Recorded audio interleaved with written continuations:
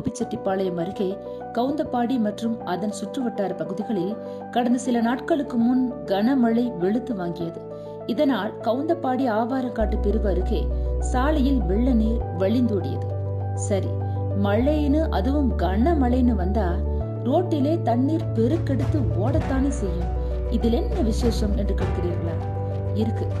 அந்த ரோட்டின் வடிகால் மேல் பகுதியில் உள்ள ஒரு பொந்துக்குள் எலி ஒன்று 5-6 குட்டிகளுடன் குடித்தனம் நடத்தி கொண்டிருந்தது.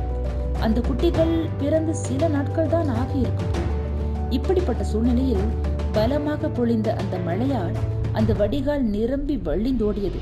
அதனால் பாவம் அந்த தாய் எலி தன்னுடைய குட்டிகளுடன் அந்த பொந்தில் சிக்கிக்கொண்டு தவியாய் தவித்தது. சில கணம்தான். உடனே சுதாரித்துக் கொண்ட அந்த தாய் எலி தனது உயிரை பொருட்படுத்தாது துணிந்து காரியத்தில் இறங்கியது. ஓடிக்கொண்டிருக்கும் தண்ணீருக்கு சரசரவென்று இறங்கி தத்தளித்துக் கொண்டிருந்த தன்னுடைய குட்டிகளை ஒவ்வொரு குட்டியாக தனது வாயால் லாவகமாக கவ்விக்கொண்டு வந்து கரையில் தண்ணீர் இல்லாத பாதுகாப்பான இடத்தில் பத்திரமாக கொண்டு வந்து சேர்த்தது.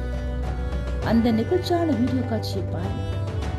தாய்னு வந்துட்டா மனுஷன் என்ன மிருகங்கள் என்னங்க, எப்பவுமே எங்கேயுமே யாருக்குமே தாய்னா தாய் தானே.